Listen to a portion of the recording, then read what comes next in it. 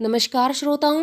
हमने पिछले अध्याय अर्जुन विषाद योग में अर्जुन के दुख और उसके विषाद के विषय में जाना। अर्जुन ने इस अध्याय में युद्ध न करने के लिए विभिन्न तर्क भगवान के सामने प्रस्तुत किए और उन्हीं का जवाब सांख्य योग नामक द्वितीय अध्याय में भगवान कृष्ण अर्जुन को देते हैं। इस अध्याय को हम सांख्य योग के नाम से भी जानते हैं और इसमें मोहग्रस्त अर्जुन और भगवान कृष्ण के बीच में वार्तालाप होता है और भगवान इसमें सांख्य योग की चर्चा, कर्म योग की चर्चा और क्षत्रिय धर्म के अनुसार युद्ध करने की आवश्यकता पर बल देते हुए अर्जुन को एक रास्ता दिखा रहे हैं। स्थिर बुद्धि पुरुषों के कौन कौन से लक्षण हैं और साथ ही ऐसे मनुष्यों की महिमा का वर्णन इस अध्याय में किया गया है। इस अध्याय में हम विस्तृत रूप से आत्म तत्व का अध्ययन करेंगे। श्रोताओं, जीवन जीने के तरीकों को बहुत ही कम लोग जानते हैं। इसी तरीके को इस अध्याय में हम जानेंगे और हम जानेंगे कि जीवन को हमें कैसे जीना चाहिए। हर समय बेचैन रहने वाले लोगों और किसी न किसी तरह से दुखी हर व्यक्ति के मन में एक ज्ञान की ज्योति जगाने वाली गीता को हम शत शत नमन करते हैं। श्रोताओं, आज हमें और हमारे आने वाली पीढ़ियों को कोई सच्चा रास्ता दिखा सकता है तो वह कोई और नहीं बल्कि गीता का श्रवण, मनन और चिंतन ही है। आइए हम शुरू करते हैं द्वितीय अध्याय सांख्य योग। संजय उवाच तम तथा कृपयाविष्टम अश्रुपूर्णाकुलेक्षणम विषीदन्तम इदम वाक्यम उवाच मधुसूदनः। संजय बोले, करुणा से युक्त, शोक युक्त और अश्रुपूर्ण नेत्रों वाले अर्जुन को देख भगवान मधुसूदन ने ये वचन बोले। पिछले अध्याय में आप जान चुके हो कि अपने स्वजनों के प्रति मोह को देख करके अर्जुन के मन में बहुत ही करुणा, शोक पैदा हो गया था और इसी कारण से उनकी आंखें सजल हो गई थी। यानी अपने लोगों को वो पीड़ा नहीं देना चाहते थे, ना ही उनको मारना चाहते थे।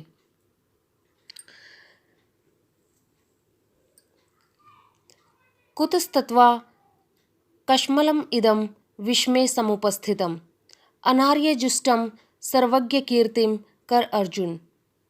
भगवान बोले, हे अर्जुन, तुझे इस विषम स्थिति में यह मोह कहाँ से पैदा हो गया, कहाँ से तुझे ये मोह प्राप्त हो गया? क्योंकि यह न तो श्रेष्ठ पुरुषों के द्वारा आचरित है और न ही स्वर्ग को देने वाला है, न ही कीर्ति को करने वाला है। यहाँ पर भगवान कृष्ण अपने सखा अर्जुन को मीठा मीठा डांटते हुए और बड़े ही आश्चर्य से कहते हैं। आश्चर्य क्यों हो रहा था भगवान को?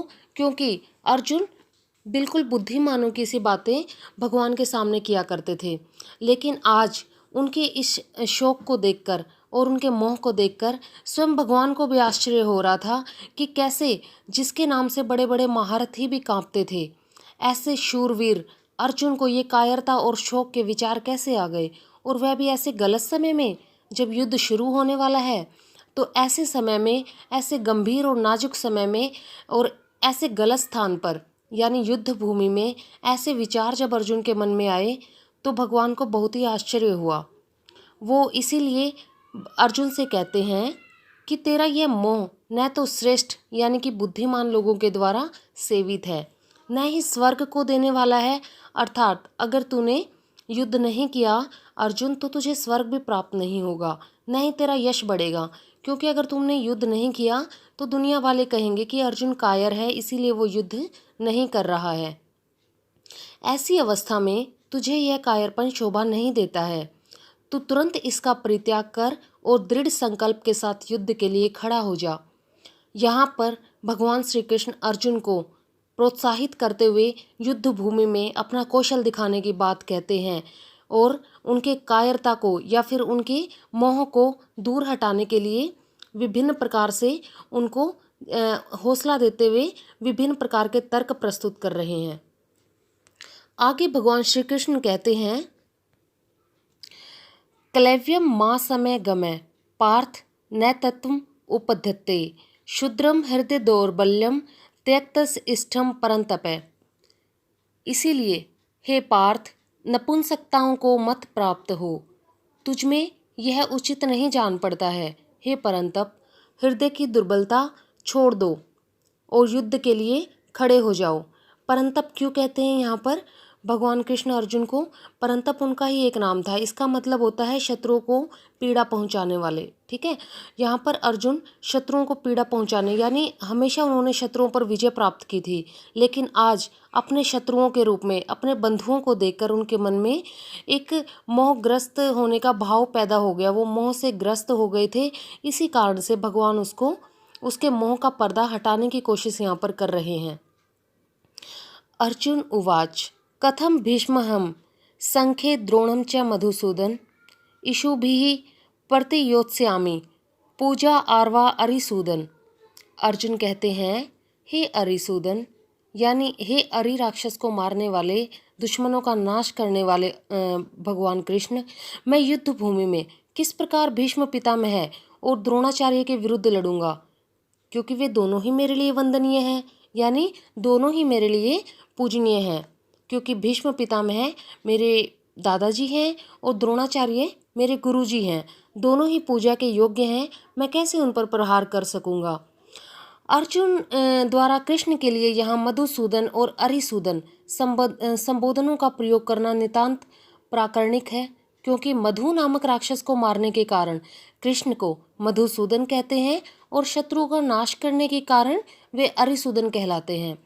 अर्जुन का इन दोनों प्रियाओं को प्रयुक्त करने का अभिप्राय यह है कि हे भगवान, आपने राक्षसों और शत्रुओं का जो वध किया था वह तो सर्वथा वांछनीय और प्रशंसनीय था, किंतु आपका मुझे भीष्म पितामह और द्रोणाचार्य के साथ युद्ध करने के लिए आदेश देना तो पूर्णतः अनुचित है। कारण वे दोनों न तो राक्षस हैं और न ही मेरे शत्रु, इसके विपरीत वे दोनों ही मेरे गुरुजन हैं, इसीलिए पूजा और श्रद्धा के पात्र हैं। अतः उन पर बाणों के प्रहार की मैं कल्पना भी नहीं कर सकता। इस प्रकार से अर्जुन यहाँ पर तर्क देते हैं कि वो अपने गुरुजनों पर बिल्कुल भी प्रहार नहीं करेंगे। गुरुन् हत्वा हि महानुभावा छेयो भोक्तुम भैक्ष्यम पीह लोके हत्वा अर्थांक स्मातु गुरु निहैव भुंजिय भोगान रुधिर प्रदिधान। यहाँ पर अर्जुन कहते हैं कि मैं अपने महानुभाव गुरुजनों को न मारकर इस लोक में भिक्षा मांगकर खाना अधिक कल्याणकारी समझता हूँ। यानी इसके लिए अर्जुन संन्यास तक धारण करने के लिए राजी हो जाते हैं कि कैसे भी युद्ध टल जाए और उनको धनुष बाण ना उठाना पड़े, क्योंकि गुरुजनों को मारकर भी इस लोक में रुधिर से प्राप्त हुए अर्थ और काम युक्त भोगों को ही भोगूंगा। तो यहाँ पर अर्जुन कहते हैं कि अगर मैंने अपने गुरुजनों को मारकर राजपाट जीत भी लिया तो वो राज्य यानी अपनों की ही हत्या करके मैं अर्थ यानी धन और काम युक्त भोगों को नहीं भोगना चाहता हूँ, मैं अपनों को नहीं मारना चाहता हूँ। इससे श्रेष्ठ तो मैं भिक्षा लेकर खाना अधिक कल्याणकारी समझता हूँ, क्योंकि गुरुजनों को मारकर तो इस लोक में खून से सने हुए धन और ऐश्वर्य कामना के अनुकूल भोग ही मिलेंगे।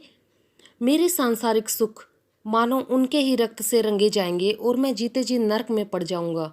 यानी अर्जुन अपने मनोभावों की स्थिति यहाँ पर स्पष्ट करते हैं। न चैद्विम कतरन्नो गरियो यथा जयम यदि वा न जयेयु यानेव हत्वा न जीजी विषामस्ते अवस्थिता प्रमुखे धार्तराष्ट्र। अर्जुन कहते हैं, मैं यह भी नहीं जानता कि युद्ध करने से और न करने में कौन उत्तम होगा। अर्जुन को नहीं पता कि उसे युद्ध करना चाहिए या नहीं करना चाहिए।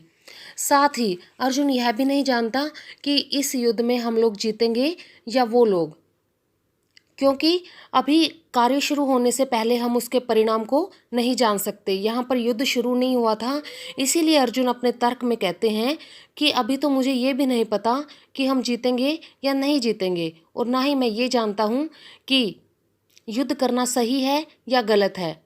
और जिन्हें मारकर हम जीना चाहते हैं, हम जीना नहीं चाहते हैं, वे ही धृतराष्ट्र के पुत्र हमारे सामने खड़े हैं। यहाँ पर अर्जुन कहते हैं कि धृतराष्ट्र के पुत्रों को मारकर हम नहीं जीना चाहते हैं। तो इस प्रकार से विभिन्न तर्क अर्जुन के द्वारा प्रस्तुत किए जा रहे हैं। कार्पण्यम दोषोपहत स्वभाव पृच्छामि त्वाम धर्म संबूढ़ चेता यच्छेयस्यानिशितं ब्रूहि तन्मे शिष्यस्ते अहम शाधि माम तवाम प्रपन्नम। यहाँ पर करुणाजन्य कायरता और शोक रूपी दीनता के कारण जिसकी प्रकृति नष्ट सी हो गई है, अर्थात वो अर्जुन जो स्वयं वीरता की मूर्ति दिखाई देता था लोगों को और लोगों का शत्रुओं का काल बनकर उनके सामने काल के समान प्रतीत होता था, आज वही अर्जुन दीनता के कारण अत्यंत करुणाजनक उसकी स्थिति हो गई थी और अपने कर्तव्य के बारे में उसकी बुद्धि डांवाडोल हो रही है। ठीक है, बुद्धि डांवाडोल का मतलब क्या है कि यहाँ पर अर्जुन समझ नहीं पा रहा है कि उसको युद्ध करना चाहिए या नहीं करना चाहिए। ऐसे में अर्जुन कहता है कि हे कृष्ण, मैं आपसे पूछता हूँ कि जो मेरे लिए कल्याणकारी हो और उसे निश्चित रूप से मुझे कहिए, मेरे सामने मुझे बताइए कि मेरे लिए कल्याणकारी क्या है। हे भगवान, ऐसा आपको अवश्य ही करना होगा क्योंकि मैं तो आपका शिष्य हूँ, आपकी शरण में आए हुए मुझको शिक्षा दीजिए। यहाँ पर अर्जुन को कुछ भी समझ नहीं आ रहा था, इसीलिए पूर्ण रूप से आत्मसमर्पण करके अर्जुन भगवान के चरणों में झुक गया और कहा कि अब मैं आपके सामने प्रस्तुत हूँ, मुझे शिक्षा दीजिए कि मुझे क्या करना चाहिए, मैं युद्ध करूँ या ना करूँ, मैं इस स्थिति में फंस चुका हूँ, मुझे इससे बाहर निकालिए। यहाँ पर अर्जुन की नितांत विनीत और विनम्र भाव को यहाँ पर दर्शाया गया है। वह घोर अंधकार में घिरा हुआ है, उसकी शारीरिक और मानसिक दशा चरम चिंतनीय है। आत्मजनों के मोह ने उसे कायर और भीरू बना दिया है, यानी डरपोक बना दिया है। ऐसी गंभीर स्थिति में वह भगवान कृष्ण से आर्तनाद में प्रार्थना करता है कि हे करुणानिधे, आप ही मेरा मार्गदर्शन कीजिए क्योंकि मैं आपका शिष्य हूँ, आपकी शरण में आया हूँ। यहाँ पर अर्जुन को पूर्ण विश्वास था कि भगवान शरणागत की लाज जरूर रखेंगे और अर्जुन तो फिर भी भगवान के परम सखा थे, इसीलिए अर्जुन ने इस समस्या का समाधान उन्हीं के ऊपर छोड़ दिया। न ही प्रपश्यामि ममा अनुद मुच्चोम मिन्द्रियाणाम अवाप्य भूमाप मुद्रम राज्यम शुराणापपि चा धीपत्यम। यहाँ पर अर्जुन कहते हैं, निसंदेह पृथ्वी के निष्कंटक व धन धान्य संपन्न राज्य को तथा देवताओं पर प्रभुत्व को प्राप्त कर लेने पर भी मैं नहीं देख पाता कि जो इस इंद्रियों को सुखाने वाले मेरे इस शोक को दूर कर सके। यहाँ पर अर्जुन अपनी स्थिति को पूर्णतः स्पष्ट कर रहे हैं और कह रहे हैं कि पृथ्वी तो छोड़ो, अगर मुझे स्वर्ग का भी राज्य प्राप्त हो जाए, अगर मैं देवताओं पर भी विजय प्राप्त कर लूँ, तो भी मुझे नहीं दिखाई देता कि मैं अपनों को मार करके खुश रह सकता हूँ। यानी मेरे पास कितनी भी धन संपत्ति आ जाए, लेकिन मेरी इंद्रियों को सुखाने वाले 5 इंद्रियां होती हैं, आँख, नाक, कान, मुंह, त्वचा, तो इस प्रकार से जीभ, त्वचा, तो इस प्रकार से यहाँ पर अर्जुन कहते हैं कि मेरी इंद्रियों को सुखाने वाले इस दुख को हटाने का कोई भी उपाय मुझे नहीं सूझ रहा है, चाहे मेरे पास तीनों लोकों का राज्य ही क्यों ना आ जाए। एवं उक्त्वा हृषिकेशम गुडाकेश परंतप न योत्स्य इति गोविंदम उक्त्वा तूष्णीम बभूव है। संजय कहते हैं कि हे महाराज धृतराष्ट्र, इस प्रकार कहने के बाद निद्रा को जीत लेने वाले अर्जुन भगवान कृष्ण से बोले, हे गोविंद, मैं युद्ध नहीं करूँगा। यह कहकर चुप हो गए। अंत में अपने सारे तर्कों को भगवान के सामने प्रस्तुत करके अंत में अर्जुन कहते हैं कि अब मैं युद्ध बिल्कुल नहीं करूँगा, और ऐसा कह करके अर्जुन चुप हो जाते हैं। तमुवाच हृषिकेश प्रहसन्निव भारत सैन्योरुभयोर मध्ये विषिदम इतम वचः। हे भरतवंशी धृतराष्ट्र, यहाँ पर संजय कहते हैं धृतराष्ट्र के सामने कि हे महाराज धृतराष्ट्र, भगवान श्री कृष्ण दोनों सेनाओं के बीच में शोक युक्त अर्जुन को हंसते हुए यह वचन बोले। अब अर्जुन अपनी सारी बातें भगवान के सामने कह करके चुप हो गए थे, अब बारी थी भगवान के बोलने की, भगवान कृष्ण के बोलने की। तो यहाँ पर भगवान कृष्ण अपना उपदेश शुरू करते हैं। यहाँ पर ये श्लोक नंबर 11 शुरू हो जाता है। तो यहाँ पर भगवान कहते हैं श्री भगवान उवाच अशोचन्याशोच्यतं प्रज्ञावादाश्वं भाषसे गतासून गतांशुसश्च नानुशोच्यन्ते पंडिताः। यहाँ पर भगवान कृष्ण कहते हैं कि जिनके लिए शोक नहीं करना चाहिए तो उनके लिए शोक कर रहा है, फिर भी बुद्धिमत्ता के से वचन भी कह रहा है, किंतु बुद्धिमान व्यक्ति न तो जिनके प्राण चले गए हैं उन मृतकों के लिए और न ही जिनके प्राण अभी नहीं गए हैं उनके लिए शोक किया करते हैं। भगवान कृष्ण यहाँ पर अर्जुन को समझाते हैं कि हे अर्जुन, जिन व्यक्तियों के लिए तू शोक कर रहा है वो शोक करने के काबिल ही नहीं है, क्योंकि जो लोग इस दुनिया को छोड़कर जा चुके हैं तू उनके लिए भी शोक मत कर, और जो भी जाने वाले हैं उनके लिए भी शोक मत कर, क्योंकि यह तुझे शोभा नहीं देता है। इस बात को भगवान कृष्ण आगे स्पष्ट करेंगे अपने श्लोकों में कि कैसे हमें शोक नहीं करना चाहिए। हम भी छोटी छोटी बातों के कारण दुख में डूब जाते हैं। हमारा अपना कोई हमसे बिछुड़ जाता है तो भी हम दुख करने लग जाते हैं, कोई प्रिय वस्तु हमसे दूर चली जाती है तो भी हम दुखी हो जाते हैं। तो आगे भगवान कृष्ण ये बातें हम सब के लिए हैं और हम सबको इन पर ध्यान देना चाहिए और इनको अपने जीवन में लागू करना चाहिए कि कैसे भगवान शोक से निकालने के लिए अर्जुन को आगे बताते हैं, उपदेश देते हैं। न त्वेवाहं जातु नासम न त्वं नेमे जनाधिपाः न चैवं न भविष्यामः सर्वे वयमतः परम। यहाँ पर भगवान कहते हैं कि न तो ऐसा ही है कि मैं कभी नहीं था और ना ऐसा है कि तू नहीं था, अथवा ये सभी जो राजा लोग तुझे दिखाई दे रहे हैं ये नहीं थे, और न ही ऐसा है कि इससे आगे ये नहीं होंगे। तो यहाँ पर एक बहुत ही गहरी बात यहाँ पर भगवान कृष्ण ने कही है कि जो कि गीता का बिल्कुल सार इस श्लोक में आ चुका है कि शरीर मरता है, आत्मा नहीं मरती, और उसी को यहाँ पर प्रस्तुत किया गया है। भगवान कृष्ण कहते हैं कि हे अर्जुन, किसी भी काल में किसी भी समय में ऐसा नहीं था कि तू नहीं था या फिर मैं नहीं था या फिर ये सब लोग नहीं थे, या ऐसा भी नहीं है कि भविष्य में ये सब लोग नहीं होंगे, मैं नहीं होऊंगा या तुम नहीं होगे। अर्थात भगवान कहते हैं कि सिर्फ हमारे शरीर का नाश होगा, लेकिन जो हमारी आत्मा है उसका नाश नहीं होता, वो फिर से नया शरीर ले लेती है। और इस प्रकार से हमें, अगर हमारे स्वजन हमसे बिछुड़ जाएं तो हमें शोक नहीं करना चाहिए, क्योंकि वो शोक अल्पकाल के लिए होता है। हमें नया जन्म मिलते ही हमारा वो शोक अपने आप दूर हो जाता है, क्योंकि हमारे मन में जो स्मृति होती है, उसकी यादगार होती है, वो मिट जाती है। तो इसीलिए भगवान यहाँ पर अर्जुन का मोह भंग करने के लिए ये बात यहाँ पर कह रहे हैं। आगे भगवान कहते हैं, देहिनो अस्मिन् यथा देहे कौमार्यम यौवनम जरा तथा देहांत प्राप्ति धीरम स्त्रन न मुह्यति। इसका मतलब यहाँ पर क्या है कि जैसे जीवात्मा के इस शरीर में, भगवान अर्जुन से कहते हैं कि जैसे जीवात्मा के इस शरीर में बचपन, जवानी और बुढ़ापा रूपी अवस्थाएं होती हैं, वैसे ही अन्य शरीर की भी प्राप्ति उसे होती है। इस विषय में धीर पुरुष को मोहित नहीं होना चाहिए। तो यहाँ पर भगवान अर्जुन से क्या कह रहे हैं कि जो जीवात्मा है, हम जीवात्मा है सभी, ठीक है, और हम परमात्मा की प्राप्ति के लिए इतना बेचैन रहते हैं। तो यहाँ पर इसीलिए भगवान कृष्ण अर्जुन से कहते हैं कि जो जीवात्मा रूपी हमें ये जो शरीर हमें मिला है, इसमें अवस्थाएं आती हैं। जैसे सबसे पहले जब नवजात शिशु पैदा होता है तो पहले उसमें बचपन आता है, उसके बाद उसमें जवानी आती है और बाद में बुढ़ापा आता है।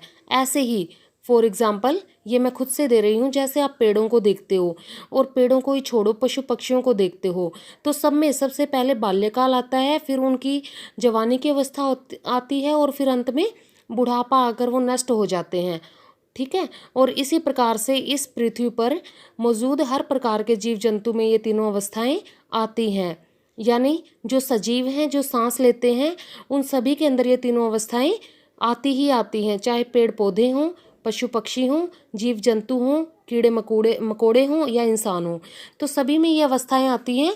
इसीलिए धीर पुरुष, जो लोग शांतचित होते हैं, जिनका समभाव होता है, समभाव मतलब हर परिस्थिति में जो एक जैसा भाव रखने वाले व्यक्ति होते हैं, उनको कभी भी मोहित नहीं होना चाहिए, धोखा उनको नहीं खाना चाहिए इस बात को लेकर के कि अपना मुझसे दूर हो गया है।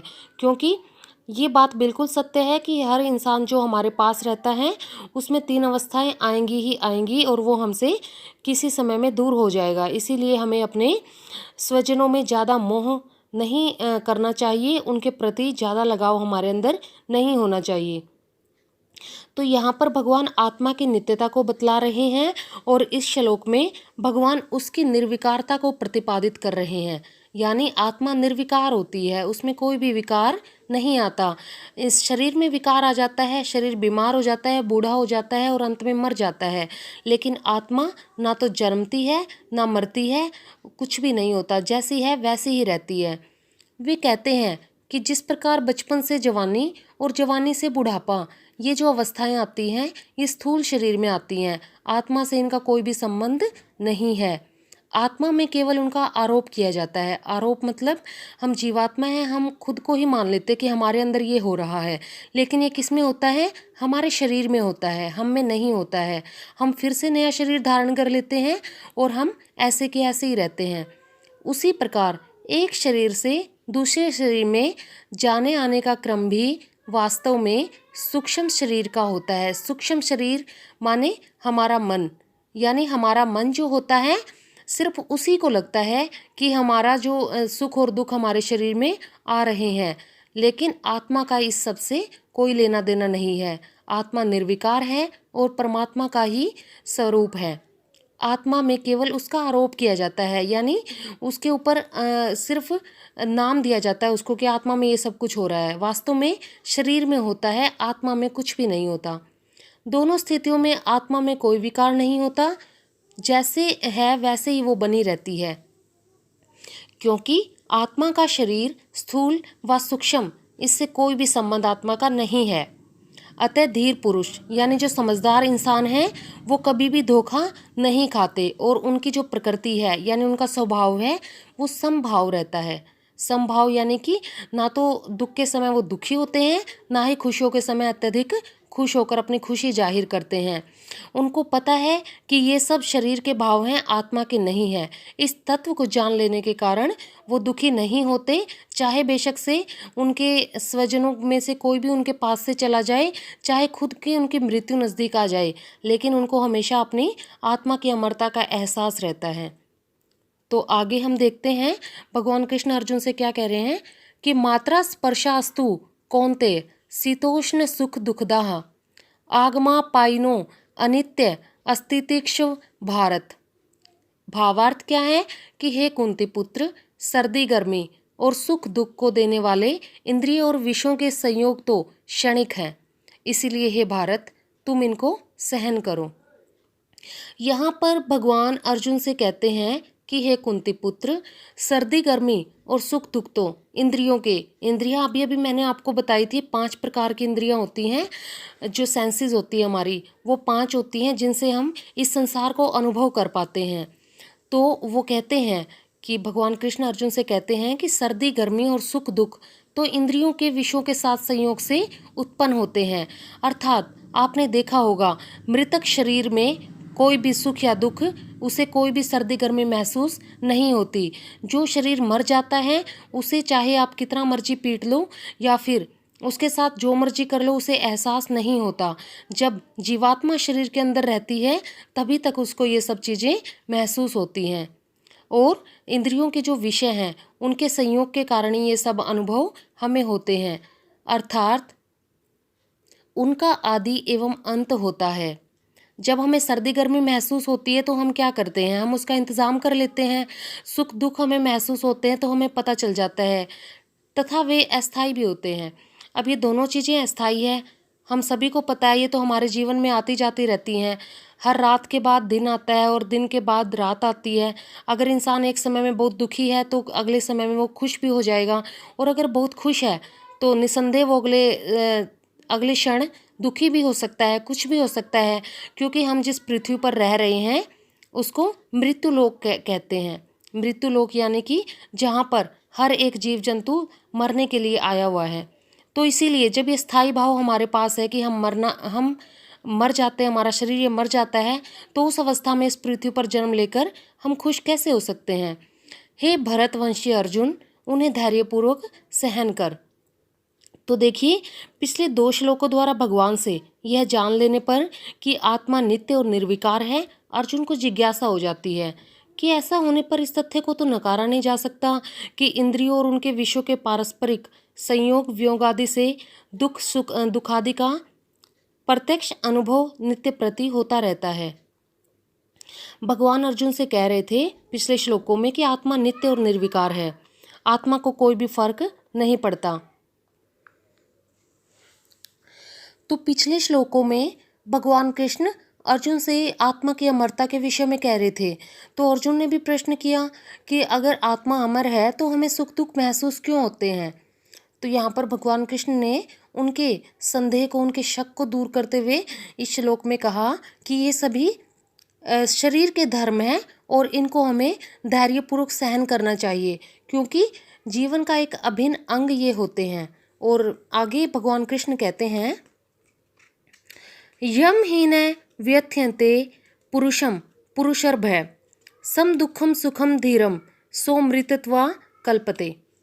अर्थात हे पुरुष श्रेष्ठ, जो व्यक्ति, भगवान कृष्ण अर्जुन से कहते हैं कि हे अर्जुन, हे पुरुष श्रेष्ठ, जो व्यक्ति सुख और दुख में विचलित नहीं होते और दोनों को समान समझते हैं, वे व्यक्ति निश्चित तौर पर मोक्ष के योग्य होते हैं। यहाँ पर एक नया शब्द आया है, मोक्ष। मोक्ष का मतलब क्या होता है? मोक्ष का मतलब होता है इंसान की वह स्थिति, वह अवस्था जब वह जीवन मरण से छुटकारा पाकर परम पद को प्राप्त कर लेता है, मुक्ति के पद को प्राप्त कर लेता है।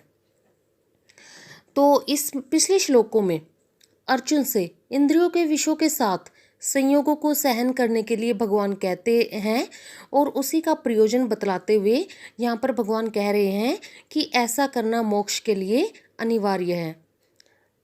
अर्थात कहने का मतलब क्या है भगवान का, कि हमें आत्मा की नित्यता का तो बोध रहे कि आत्मा तो नित्य है, ये तो हमें पता रहे कि शरीर मरता है, आत्मा नहीं मरती। और इसी के साथ हम शरीर के जो सुख दुख हैं, राग द्वेष है, गर्मी सर्दी है, इन सारी चीज़ों को, इन द्वंद्वों को, यानी इन दो चीज़ों को भी हम सहन करते रहें धैर्य से।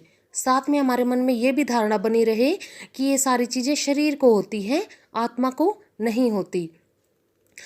क्योंकि इंद्रियों के उनके विषयों के साथ संयोग वियोग से, जब इंद्रियों का विषयों के साथ संयोग होता है तब हमें सुख, राग और ये सब चीज़ें, खुशी की चीज़ें प्राप्त होती हैं। लेकिन जब वियोग होता है तो हमें दुख, द्वेष, इन सब चीज़ों की प्राप्ति होती है। तो इसी बात को लेकर के भगवान कृष्ण अर्जुन से कहते हैं कि इन दो का चक्कर आपको छोड़ देना चाहिए, ठीक है। और जीवन में अच्छे व बुरे विकार इन्हीं के कारण उपस्थित होते हैं, हमारे सामने उत्पन्न होते हैं। इसीलिए धैर्यपूर्वक हमें इन सब चीज़ों को बर्दाश्त कर लेना चाहिए। हमारा जीवन लक्ष्य क्या है? अगर हम इन दोनों ही चीज़ों में उलझे रहें, यानी सुख दुख में पूरी ज़िंदगी अगर हम सुख दुख में, राग द्वेष में, गर्मी सर्दी, इन्हीं चीज़ों में और शरीर को सुख पहुंचाने के साधनों में ही उलझे रहें, तो परम मोक्ष का लक्ष्य जो हमारा होता है, हमारे जीवन का जो लक्ष्य होता है, उद्देश्य होता है, एक गोल होता है, एक ब्रह्म प्राप्ति, उस तक हम कैसे पहुँच पाएंगे। अर्थात इतना अमूल्य मानव जीवन हमें मिला है और इस जीवन को हम ऐसे ही नष्ट कर दें इन सब चीज़ों में, भौतिक सुखों में या फिर इन सुखों में, दुखों में, ये जो हमें बार बार से प्राप्त होते हैं, राग, किसी के साथ मोह हो जाना, फिर किसी से वैर निभा लेना, तो ये जो सारी चीज़ें हैं वो हमें जीवन में भटकाने के लिए हैं। अगर हम इन्हीं चीज़ों में उलझे रहें तो फिर हम जो हमारे जीवन का परम लक्ष्य है, ब्रह्म की प्राप्ति या मोक्ष की प्राप्ति, उसको हम कैसे प्राप्त कर पाएंगे। अतः उसके लिए यह बहुत आवश्यक हो जाता है कि वह असीम धैर्य के साथ लगातार कठोर अभ्यास करता रहे, ताकि ये विकार उसमें उठने ही न पावें। क्योंकि हमें मानव शरीर मिला है तो हमारे मानव शरीर में ये सारी चीज़ें आएंगी ही आएंगी, स्वाभाविक है। शोक भी आएगा, मृत्यु भी आएगी, दुख भी आएंगे, भय भी आएंगे, कष्ट भी आएंगे, दुविधाएं भी आएंगी, समस्याएं भी आएंगी। लेकिन अगर हमारे मन में आत्मा की नित्यता का भाव रहे और इन सब चीज़ों का ये भाव रहे कि ये शरीर के साथ ही अस्थिर हैं, यानी जैसे ही शरीर खत्म हो जाएगा तो ये सब चीज़ें भी उसी के साथ खत्म हो जाएंगी। अगर ये भाव हमारे अंदर रहे तो हम इनको बहुत ही धैर्य के साथ जीत सकते हैं और हम जीते जी जितेंद्रिय बन सकते हैं।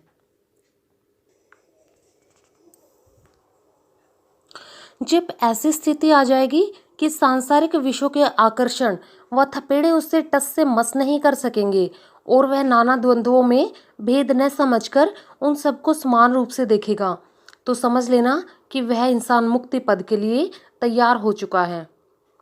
हमारे जीवन में सुख दुख, राग द्वेष, गर्मी सर्दी, पाप पुण्य, ये सब चीज़ें आती जाती रहती हैं, लेकिन अगर हम इन सब चीज़ों को समान भाव से देखें, ना पाप में आकर्षित हों और ना ही हम पुण्य में आकर्षित हों, ना ही हम सुख से डरें ना ही हम दुख से डरें, यानी दोनों चीज़ों को हम समान रूप से समझें, तो हमें मुक्ति पद के लिए स्वयं को तैयार मान लेना चाहिए।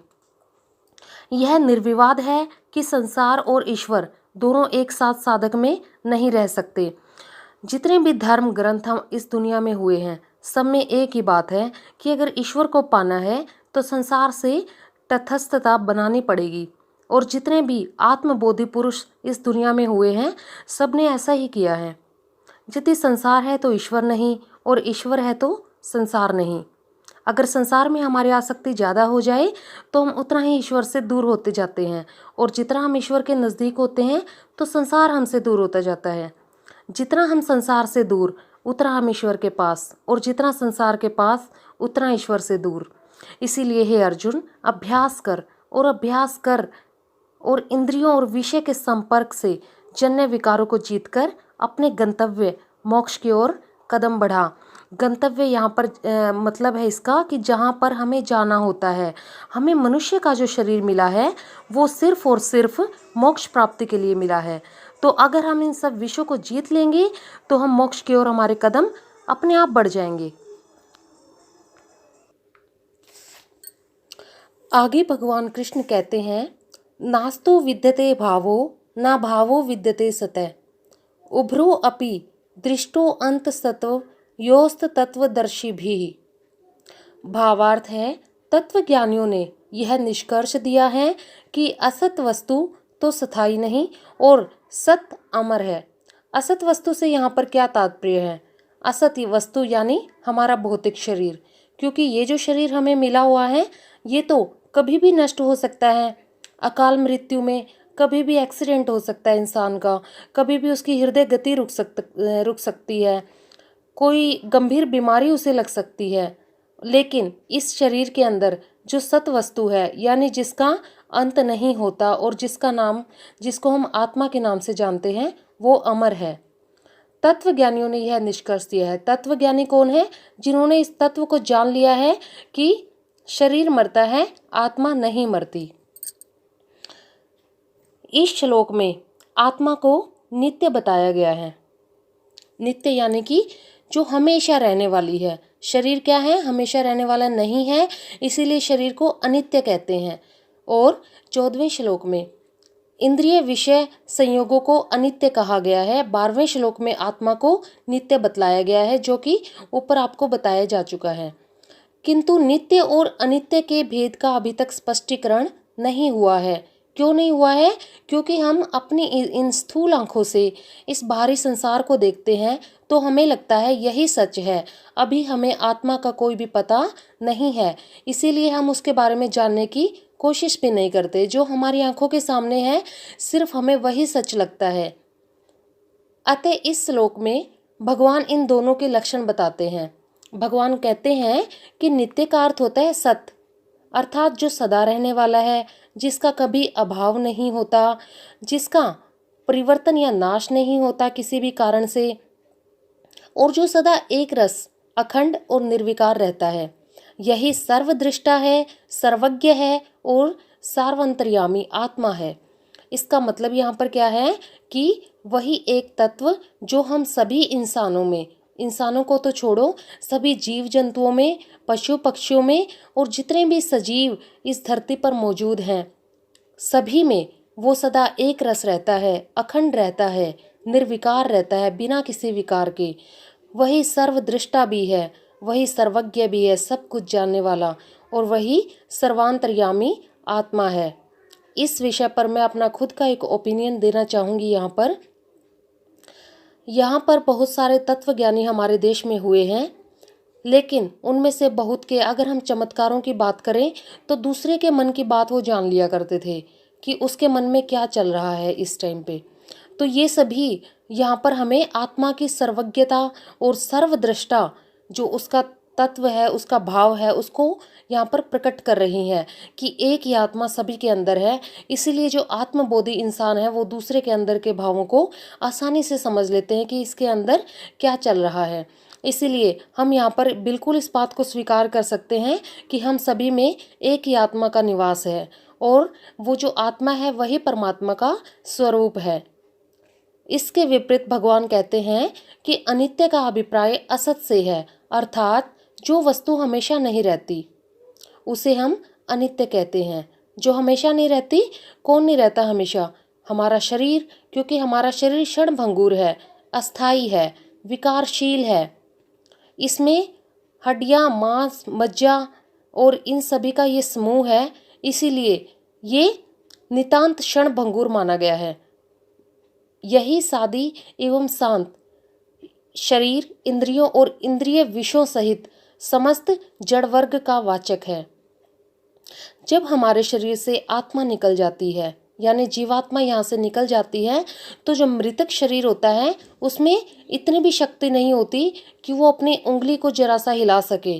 तो ये सब कौन कर रहा है हमारे अंदर? ये आत्मा कर रही है, जो कि नित्य है, यानी जो हमेशा रहने वाली है। तो इसी बात को भगवान कृष्ण यहाँ पर स्पष्ट कर रहे हैं कि असत वस्तु स्थायी नहीं हो सकती, और सत वस्तु क्या है? आत्मा, यानी आत्मा ही सत वस्तु है। भौतिक शरीर सत वस्तु नहीं है, यानी असत है, जो सच नहीं है। ठीक है। अविनाशी तु तद्धिवि येन सर्वमिदं तत्वं विनाशमस्याय न कश्चित कर्तुम अर्हति। इसका मतलब क्या है कि भगवान कृष्ण कहते हैं कि नाश रहित तो उसको जान जिससे यह संपूर्ण जगत व्याप्त है, यानी जिसे हम माया कहते हैं वो नाश रहित है। संपूर्ण जगत किससे व्याप्त है? इस अविनाशी का विनाश करने में कोई भी समर्थ नहीं है। यहाँ पर अविनाशी से मतलब क्या है? आत्मा। ठीक है। पहले वाले श्लोक में सत और असत का उल्लेख किया गया है कि सत क्या है? आत्मा, और असत क्या है? शरीर। तो यहाँ पर सत की व्याख्या देते हुए भगवान कहते हैं कि इससे शरीर, इंद्रिय, भोगों की सामग्री और भोग स्थान, ये सभी जड़ वर्ग है। जड़ वर्ग क्यों कहा गया है इनको? क्योंकि अगर यहाँ आत्मा ना हो या जीवात्मा ना हो तो इनको भोगने वाला कोई भी नहीं है, इसीलिए ये सारे जड़ हैं। शरीर भी जड़ है, इंद्रिय भी जड़ है। शरीर से आत्मा निकल जाए तो शरीर जड़ हो जाता है, और उसी प्रकार ये इंद्रिय, जो इंद्रिय 5 सेंसेस हैं हमारी, 5 इंद्रियां हैं, वो भी बिना जीवात्मा के जड़ हैं। भोगों की जो सामग्रियां हैं, यानी भोगों की सामग्रियां जैसे कोठी, बंगले, मकान, कार इत्यादि, या फिर जो नौकर चाकर होते हैं वो सब भोगों की सामग्रियां, यानी जिनसे हम अपने भोगों की को जुड़ाते हैं। और भोग स्थान, ये सभी जड़ वर्ग में आते हैं। और इनको जो चेतन करता है, यानी इनके अंदर जो सजीवता लाता है, उसको हम आत्म तत्व कहते हैं। आत्म तत्व आकाश से बादल के समान। इस आत्म तत्व के द्वारा अन्य संपूर्ण जड़ वर्ग व्याप्त होने के कारण उनमें से कोई भी अथवा उन सब का समुच्चय भी इसका नाश नहीं कर सकता। यहाँ पर भगवान ने आत्मा की अमरता को स्पष्ट करते हुए कहा है कि समस्त जड़ वर्ग मिलकर भी इस सजीव चेतन तत्व का नाश नहीं कर सकता। यानी ये जो आत्मा है हमारी, इसको कोई भी मार नहीं सकता है, ये अमर है। अगर नाश होता है तो जड़ चीज का होता है, और जड़ चीज क्या है? हमारा भौतिक शरीर। सदा सर्वदा विद्यमान रहने वाला यह चेतन आत्मा ही एकमात्र सत तत्व है, यानी यही एक सच्चा तत्व इस शरीर के अंदर है। इंसान अगर इस बात को समझ जाए तो उसके जीवन से सारे दुख हमेशा हमेशा के लिए चले जाएंगे, कि दुख जो होते हैं और सुख जो होते हैं वो सभी भौतिक शरीर को होते हैं, आत्मा का उन सब से कोई लेना देना नहीं है। और आत्मा इस शरीर को वैसे ही बदलता है जैसे इंसान कपड़े बदलता है। जब कपड़े मैले हो जाएं तो हम दूसरे कपड़े पहन लेते हैं, उसी प्रकार से ये आत्मा भी जब शरीर बूढ़ा हो जाता है तो उस शरीर को पुराने कपड़ों के समान छोड़ करके नया शरीर यानी नए कपड़ों के समान धारण कर लेता है। आगे भगवान कहते हैं, अंतवंत इमे देहा नित्य संयोक्ता शरीरिण अनाशिनो परमेश्य तस्मा अधुस्व भारत। अर्थात नित्य स्वरूप, नाश रहित तथा निस्सीम इस देहधारी जीवात्मा के सब शरीर अंत वाले कहे गए हैं। इसमें पूर्व जन्म हम देख लेते हैं। हमारे पास कई किस्से हैं, हम इंटरनेट से भी सर्च कर सकते हैं। बहुत सारे लोग कहते हैं कि पुनर्जन्म होता है। तो पुनर्जन्म में भगवान बुद्ध ने भी इस बात को स्वीकार किया है कि इंसान असंख्य जन्म लेता है। भगवान कृष्ण ने गीता में भी कहा है कि हे अर्जुन, तेरे और मेरे पता नहीं सैकड़ों कितने जन्म हो चुके हैं और कितने होंगे। तो इस प्रकार से भगवान कहते हैं कि जो सभी जो शरीर हैं वो सभी नाशवान हैं। ठीक है, नित्य स्वरूप है, नाश रहित और निस्सीम इस देहधारी जीवात्मा के, यानी जीवात्मा क्या है, नित्य स्वरूप है, नाश रहित है और निस्सी है, यानी जिसकी कोई सीमा नहीं है। वो जीवात्मा उसके सभी शरीर यानी जो शरीर जो कि साकार हैं, जो दिखाई देने वाले हैं, जो इंद्रिय युक्त हैं, वो सभी नाशवान हैं। इसीलिए हे भरतवंशी अर्जुन, तू युद्ध कर, तू इस शरीरों के मोह में मत पड़, क्योंकि इन शरीरों में जो आत्मा विद्यमान है वो तो हमेशा ही नित्य है, हमेशा रहेगी, लेकिन ये शरीर तो हमेशा नाशवान है। ये तो अगर तू इन शरीरों को नहीं मारेगा तो भी ये कभी न कभी मर ही जाएंगे। इसीलिए तू इस बात की चिंता छोड़ करके युद्ध कर। तो सत के अनंतर और असत की व्याख्या करते हुए कृष्ण जी यहाँ कहते हैं कि हमारे चारों ओर दिखाई देने वाले ये सब शरीर नाशवान हैं, ये असत हैं, क्योंकि सदा न रहने वाली और अंत वाली जो चीज़ें हैं उनको हम असत ही कहेंगे। कि जो भी चीज़ हम अपने प्रैक्टिकल लाइफ की बात करें तो हम अपने जीवन में अगर कोई भी चीज़ लेकर के आ जाएं, एक निश्चित समय के बाद वो चीज़ पुरानी होनी शुरू हो जाती है और फिर टूट फूट जाती है। इसी प्रकार से एक नया शरीर जब जन्म लेता है, एक नवजात शिशु जब जन्म लेता है, तो उसके बाद उसमें पहले बचपन आता है, फिर जवानी और फिर बुढ़ापा और अंत में उसकी मृत्यु हो जाती है। तो यहाँ पर भगवान कृष्ण यही कह रहे हैं कि इस नाशवान संसार में हर एक चीज़ नाश को प्राप्त हो जाती है, यानी उसका अंत हो जाता है। इसीलिए इस सीमित वस्तु को हम असत कहते हैं, क्योंकि ये सीमित वस्तुएं हैं जिनका नाश हो जाने वाला है। कुछ लोग मर चुके हैं और कुछ मरने वाले हैं। सभी एक बच्चा जो जन्म लेता है उसकी मृत्यु का दिन भी उसी दिन निश्चित हो जाता है। इसीलिए हमें इन सब चीज़ों के बारे में सोच करके चिंतित नहीं होना चाहिए। प्रस्तुत श्लोक में यह बात ध्यान देने योग्य है कि देहा पद में बहुवचन और शरीर में एक वचन का प्रयोग यहाँ पर किया गया है। तो देखिए, देहा होते हैं बहुत सारे शरीर, ठीक है, और शरीर यानी कि इसमें एक वचन का भी प्रयोग किया गया है और शरीरों के लिए बहुवचन का भी, ठीक है। और इस प्रकार से यहाँ पर अर्जुन कहते हैं भगवान कृष्ण कि अर्जुन, तुझे युद्ध करने में किसी तरह की आनाकानी नहीं करनी चाहिए, क्योंकि ये जो शरीर हैं, ये देह जो हैं वो बदलती रहती हैं। यहाँ पर बहुवचन इसीलिए प्रयोग किया गया कि आत्मा की अमरता को दिखाने के लिए, प्रकट करने के लिए भगवान कहते हैं कि आत्मा तो एक तत्व है, सत्य तत्व है, लेकिन जो ये शरीर हैं, जो बहुत सारे शरीर जो धारण करती है जीवात्मा, ये सारे शरीर झूठे हैं, असत हैं। इसीलिए तो किसी भी प्रकार का मोह इन शरीरों में मत रख। आगे भगवान कहते हैं, यह एनम वेति हंतारम यश्चन मन्यते हतम उभौ तू न विजानितो नायम हंति न हन्यते। इसका मतलब यहाँ पर क्या है, भगवान कहते हैं कि जो इस आत्मा को मारने वाला समझता है तथा जो इसको मरा हुआ मानता है, वे दोनों ही इसको ठीक से नहीं जानते, क्योंकि यह जो आत्मा है वो ना तो किसी को मारता है और ना ही किसी के द्वारा मारा जाता है। यहाँ पर अर्जुन खुद को एक हत्यारा मान रहा था युद्ध से पहले, कि अगर मैं अपने गुरुजनों को, अपने बंधु बांधवों को मारूंगा तो फिर मैं हत्यारा हो जाऊंगा अपने ही लोगों का। तो यहाँ पर भगवान उसके मोह को तोड़ते हुए कह रहे हैं कि ये जो तेरे अंदर आत्मा है, इसको तू मारने वाला मत समझ, ठीक है, क्योंकि यही सत्य है। और ये जो शरीर है, ये जो शरीर जिसके द्वारा तू बोल पा रहा है, वो तो असत है, वो तो कभी भी नष्ट हो जाएगा। इसीलिए तू अपने आप को आत्मा जान, और अपने आप को ये मत सोच कि तू किसी को मारने वाला है, ठीक है। और ना ही तो ये आत्मा किसी को मारता है, और ना ही किसी के द्वारा ये आत्मा मारा जाता है। वास्तव में मारने वाला भी शरीर होता है और मरने वाला भी शरीर होता है, अर्थात आत्मा न तो किसी को मारता है और न ही किसी के द्वारा मरता है। इसीलिए हे अर्जुन, तू अपने मोह को तोड़ दे और इन शरीरों का ही, इस अपने शरीर के द्वारा यानी अधर्मियों का नाश करने के लिए जो तुझे शरीर मिला है, उसको अपने कर्तव्य पूर्ति में लगा।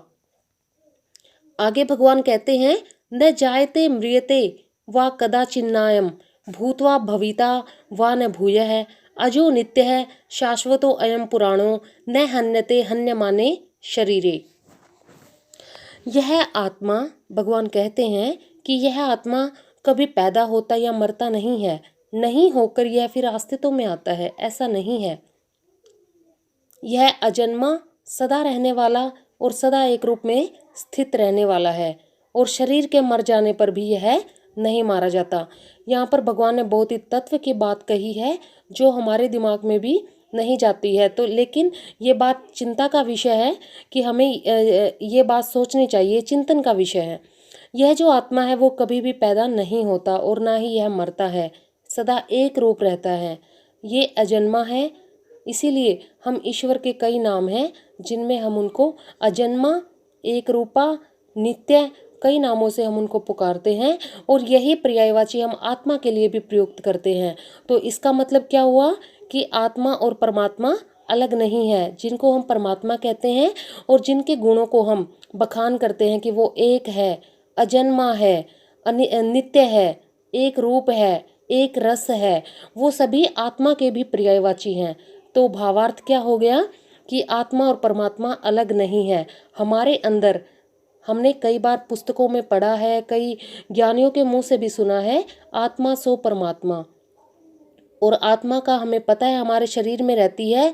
तो ये बात बिल्कुल स्पष्ट रूप से हमारे सामने आ जाती है कि जो ईश्वर है वो हमारे अंदर ही है, बस कोशिश करनी है हमने उसको जानने की।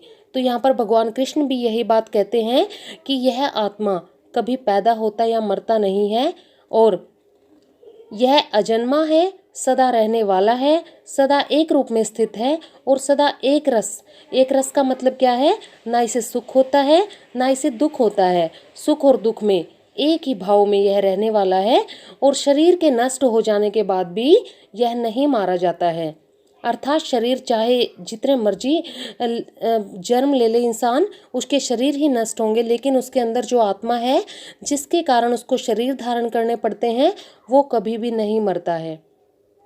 पिछले श्लोक में भगवान ने कहा था कि आत्मा किसी के द्वारा नहीं मारा जाता। इस पर यह जिज्ञासा, यह जानने की इच्छा हमें प्रकट होती है कि इसका क्या कारण है कि आत्मा किसी के द्वारा नहीं मारा जाता। तो इसके उत्तर में भगवान आत्मा में सब प्रकार के विकारों का अभाव बतलाते हुए उसके स्वरूप का प्रतिपादन प्रस्तुत श्लोक के द्वारा कर रहे हैं कि न जायते म्रियते वा कदाचित कहकर उन्होंने आत्मा में उत्पत्ति और विनाश रूप आदि अंत के दो विकारों का अभाव बतलाया है। यानी आत्मा का ना तो आदि है और ना ही आत्मा अंत है, इसका कोई भी अंत यहाँ पर नहीं है, और उनमें आत्मा के अंदर किसी भी विकार का अभाव बतलाया गया है। अभाव मतलब कमी, यानी हमारी आत्मा में किसी प्रकार की कोई भी कमी नहीं है। वो पाप से भी दूर है, पुण्य से भी दूर है, सुख से भी दूर है, दुख से भी दूर है, राग से भी दूर है, द्वेष से भी दूर है। इन सब चीज़ों से दूर हमारी आत्मा परमात्मा का ही स्वरूप है, और यही बात भगवान कृष्ण ने यहाँ पर स्पष्ट की है। वेदा विनाशिनम नित्यम यह एनम जमम कथम से पुरुष पार्थ कम घात्यति हंतिम किम। भगवान कृष्ण अर्जुन से कहते हैं, हे पृथा पुत्र अर्जुन, जो आदमी इस आत्मा को नाश रहित, सदा रहने वाला, अजन्मा और निर्विकार जानता है, वह कैसे किसको मरवाता है और किसको मारता है। यह 19वां श्लोक था और इसमें बताया गया है कि आत्मा न तो किसी को मारता है और न ही किसी के द्वारा मारा जाता है। पिछले श्लोक में उसके नहीं मारे जाने का कारण बताया गया था और इस श्लोक में भगवान कहते हैं कि वह किसी को क्यों नहीं मारता। वे कहते हैं कि जिस ज्ञानी पुरुष ने आत्मा के स्वरूप को ठीक ठाक समझ लिया है कि वह अजन्मा, अविनाशी, अव्यय और अनित्य है। अव्यय का अर्थ होता है अविकारी, जिसमें कोई भी विकार ना हो। तो वह भला कैसे सोच सकता है कि वह किसी को मारता है अथवा किसी को मरवाता है। अब देखिए, किसी इंसान के अंदर किसी के प्रति शत्रुता का भाव होगा तभी तो वह उससे दुश्मनी निकालेगा। लेकिन ये जो हमारी आत्मा है, ये इन सब चीज़ों से ऊपर है। इन सब चीज़ों को इसके ऊपर कोई फर्क नहीं पड़ता है। तो कैसे कोई आत्मा दूसरे को मरवा सकती है। इसीलिए आत्मा का इसमें कोई भी रोल नहीं होता। ये सब हमारा मन करवाता है। यानी मन ही वह तत्व है जो इंसान से गलत काम करवाता है। मन ही वह तत्व है जो उसे सुख और दुख का अनुभव करवाता है। मन ही वह तत्व है जो उसे सर्दी गर्मी का महसूस करवाता है। और सभी दुनिया के अंदर जितने भी भाव हैं, सभी मन के द्वारा ही महसूस किए जाते हैं। आत्मा इन सब चीज़ों से परे है। आत्मा सिर्फ और सिर्फ इंसान को सजीव रखने के लिए है। बाकी जो तत्व हैं वो इंसान के अंदर मन के द्वारा ही पैदा होते हैं।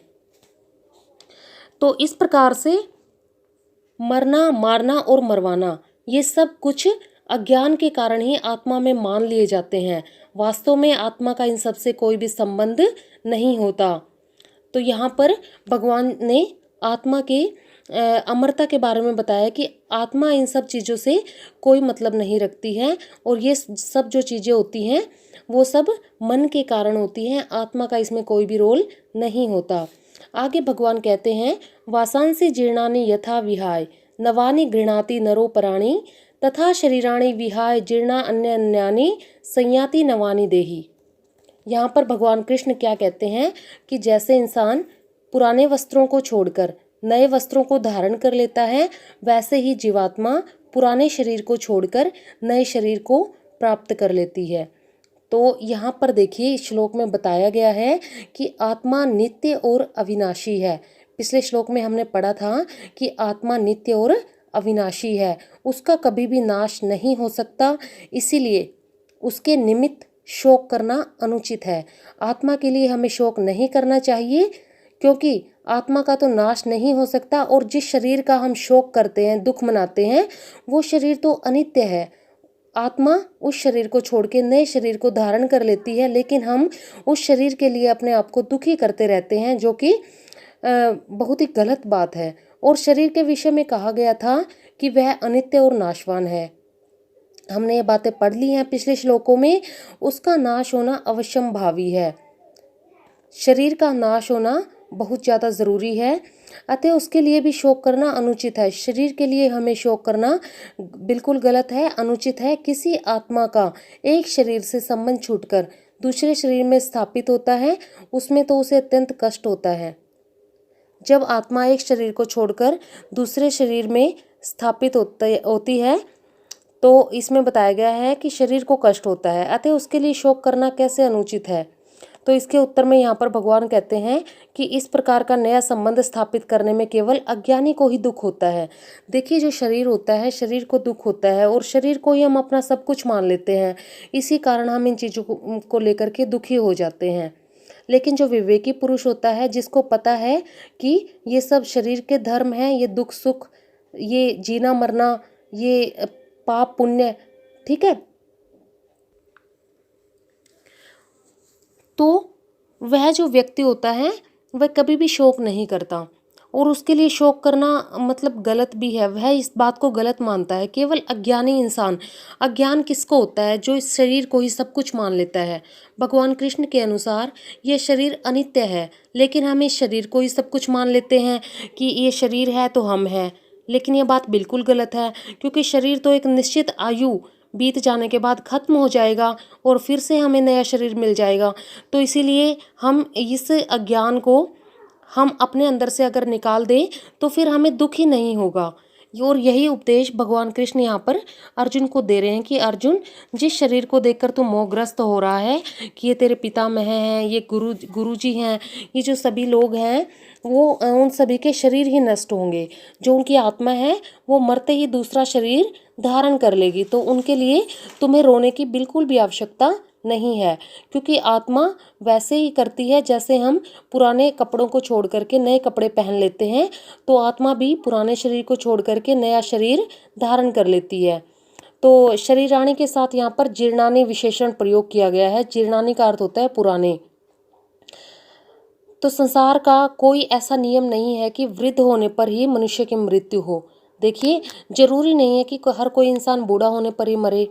हम रोज देखते हैं कि भरे पूरे नौजवान और अबोध बालक भी मरते रहते हैं। इसका समाधान यह है, जीर्णानी पद से 10 या 100 वर्ष की आयु से तात्पर्य नहीं है इस बात का। जीर्णानी शब्द से इसका मतलब क्या है कि जो व्यक्ति जिस अवस्था में मरता है वही उसकी आयु समझ ली जाती है। तो उसी के अनुसार भगवान ने जितनी हमें सांसें दी होती है अपने शरीर के अंदर, वही हमारी निश्चित आयु पहले ही निर्धारित हो जाती है। अतः यहाँ जो जीर्णानी शब्द है उसका जो प्रयोग किया गया है वो बिल्कुल युक्ति संगत है, क्योंकि आयु की समाप्ति हो जाना ही जीर्णावस्था है। यानी यहाँ पर जीर्णानी पुराने वस्त्र कहा गया है कि जरूरी नहीं है कि शरीर जब पुराना हो, बूढ़ा हो, तभी हम नया शरीर मिलेगा। तो जिस इंसान की जितनी आयु निश्चित की गई है उसके कर्मों के अनुसार, उस उतने ही समय तक वह इंसान इस धरती पर जी करके फिर अपने दूसरे शरीर को धारण कर लेता है, और वही उसकी असली जीर्णावस्था मानी जाती है, यानी बुढ़ापा उसका असली माना जाता है। आगे भगवान कृष्ण कहते हैं, नैनम छिन्दन्ति शस्त्राणि नैनम दहति पावकै न चैनम क्लेदयन्तापो न शोषति मारुतः। इस आत्मा को शस्त्र नहीं काट सकते, इसको आग नहीं जला सकती, इसे जल नहीं गला सकता और इसे हवा भी सुखा नहीं सकती। अर्थात हमारे अंदर जो चेतन तत्व मौजूद है, जिसे हम आत्मा कहते हैं, तत्व ज्ञानियों ने जिसे आत्मा कहा है, उस आत्मा को कोई भी शस्त्र यानी कोई भी हथियार उसे काट नहीं सकता है। न ही यह अग्नि के द्वारा जलाया जा सकता है और न ही पानी इसे भिगो सकता है और वायु इसे सुखा नहीं सकती है। तो यहाँ पर भगवान आत्मा के विशेष गुणों के बारे में बता रहे हैं कि यह जो आत्मा है इसको किसी भी हथियार से हम काट नहीं सकते हैं, और न ही इसको गलाया जा सकता है, न इसको सुखाया जा सकता है। यह आत्मा नाश रहित है, सर्वव्यापी है, कंपनहीन है, अर्थात हिलने वाली नहीं है, एक ही जगह स्थिर और सदा रहने वाली है, यानी अनादि है। तो ये उपदेश यहाँ पर भगवान कृष्ण अर्जुन का मोह भंग करने के लिए दे रहे हैं। आगे कहते हैं कि अव्यक्तो अयम चिंत्यो अयम विकार्यो मुच्यते तस्मादेवं विदित्वैनम नानु सोचितुम अहर्षि। तो यहाँ पर भगवान कृष्ण क्या कहते हैं कि यह आत्मा इंद्रियों के द्वारा प्रत्यक्ष रूप से नहीं जाना जा सकता। यानी ये इंद्रियां जो हमारे 5 सेंसेस हैं, 5 इंद्रियां हैं हमारी, उसके द्वारा हम इस आत्मा को कभी नहीं जान सकते। और यह जो हमारा मन है, जिसके द्वारा हम भौतिक वस्तुओं के बारे में सोचते हैं, भौतिक संबंधों के बारे में सोचते हैं, उसके द्वारा भी हम इस आत्मा को नहीं जान सकते। और यह विकार रहित है, यानी कभी न बदलने वाला है, ऐसा इसके विषय में कहा जाता है। इसीलिए हे पृथापुत्र अर्जुन, इस आत्मा को ऐसा जानकर तुझे शोक करना उचित नहीं है। तो यहाँ पर भगवान कृष्ण कहते हैं कि देखिए, यह जो आत्मा है इसको हम इंद्रियों के द्वारा कभी नहीं जान सकते। यह आत्मा जो है हमारी, इसको हम कभी भी किसी भी चीज़ के द्वारा, मन के द्वारा या फिर अन्य किसी साधन से नहीं जान सकते। इसीलिए हे अर्जुन, इस आत्मा को ऐसा जानकर तुझे शोक करना उचित नहीं है। हम भौतिक साधनों से अगर आत्मा को जानने की कोशिश करेंगे तो हम आत्मा को कभी नहीं जान पाएंगे। और यही बात यहाँ पर भगवान कृष्ण ने अर्जुन से कही है कि यह आत्मा अव्यक्त है, यानी ये किसी भी प्रकार से व्यक्त नहीं हो सकती। हमारे सामने बहुत सारी चीज़ें होती है। प्रैक्टिकल लाइफ की बात करें तो हमारा घर होता है, हमारे संबंधी होते हैं, हमारे नौकर चाकर सब कुछ होता है, और हम उनके बारे में, वो व्यक्त होते हैं, व्यक्त यानी कि प्रकट होते हैं, हमारे सामने होते हैं, दृष्ट होते हैं। और लेकिन यह जो आत्मा है वह अव्यक्त होती है, यानी कि यह प्रकट नहीं होती है, और इसी प्रकार से यह अचिंत्य होती है, यानी जिसके बारे में सोचा नहीं जा सकता, और जो विकार रहित है। ठीक है, यानी यह विकार रहित भी है, इसके अंदर कोई भी विकार नहीं है। मन से इसके बारे में हम सोच भी नहीं सकते, क्योंकि हमें हमारा शरीर ही सब कुछ लगता है, और हम इसी भ्रम में रहते हैं पूरा जीवन कि हम जो कुछ हैं ये शरीर ही है, इसके अलावा हम कुछ भी नहीं है। लेकिन मरने के बाद जब हमें तुरंत आत्मबोध प्राप्त होता है, हमें पता लगता है कि हमें शरीर नहीं थे, हम आत्मा ही हैं, उस टाइम तक हमें दूसरा शरीर प्राप्त हो जाता है। ये आत्मबोध हमें शरीर छोड़ने के बाद प्राप्त होता है, लेकिन तब हम कर्म बंधन के कारण नया शरीर प्राप्त कर लेते हैं, और उस नए शरीर में पुराने शरीर की स्मृति भी खत्म हो जाती है, यानी उसकी याद उसी पुराने शरीर के साथ मिट जाती है, और नए शरीर को लेकर के हम फिर से उसी प्रकार से अपना व्यवहार कार्य करते रहते हैं। और इस प्रकार से ये जो आत्मा का विषय है ये हमारे लिए बड़ा ही गूढ़ हो जाता है। गूढ़ यानी कि बहुत ही गहरा विषय बन जाता है, कि जिसके बारे में हम बात करना, यानी कि जिसके बारे में हम सोचना भी नहीं चाहते, क्योंकि ये इतना गहरा विषय है। इसके लिए हमें संसार को भुलाना पड़ेगा, हमें अपने संबंधियों को, अपने सब कुछ, जितने भी हमारे रिश्तेदार हैं सबको तटस्थ रखना पड़ेगा, और एक रस यानी कि समभाव में रहना पड़ेगा। दुख सुख लाभ हानि इन सब चीज़ों को हमने समान रूप से बर्दाश्त करना पड़ेगा। तो इसी प्रकार से हम इस आत्मा रूपी तत्व को जान सकते हैं। लेकिन ये जो मन है हमारा और ये जो इंद्रियां हैं, इन सब के होते हुए ये बहुत ही ज़्यादा मुश्किल काम है। तो उसके आगे इसके लिए भी भगवान कृष्ण अर्जुन को जो साधन बताएंगे वो आगे स्पष्ट किया जाएगा। अथम चैनम नित्य जातम नित्यम व मन्यसे मृतम तथापि त्वं महाभावो नैनम सोचितुम अहर्षि। तो आगे भगवान कृष्ण कहते हैं, किंतु यदि तुम इस आत्मा को सदा जन्म लेने वाला और सदा मरने वाला मानते हो, तो हे महाशक्तिशाली भुजाओं वाले अर्जुन, तुम इस आत्मा का शोक करने के योग्य नहीं हो। यहाँ पर भगवान कृष्ण कहते हैं कि इतना सब मैंने आपके सामने व्याख्यान दे दिया है आत्मा के विषय में, तो भी अगर आप इस आत्मा को सदा पैदा होने वाला और सदा मरने वाला मानते हो, तो फिर तुम्हारा इस आत्मा का शोक करने के योग्य नहीं, यानी कि तुम इस आत्मा का शोक करने योग्य नहीं हो। ठीक है, आगे इस श्लोक में भगवान ने आत्मा को अजन्मा और अविनाशी बताकर उसके लिए शोक करना अनुचित सिद्ध किया था।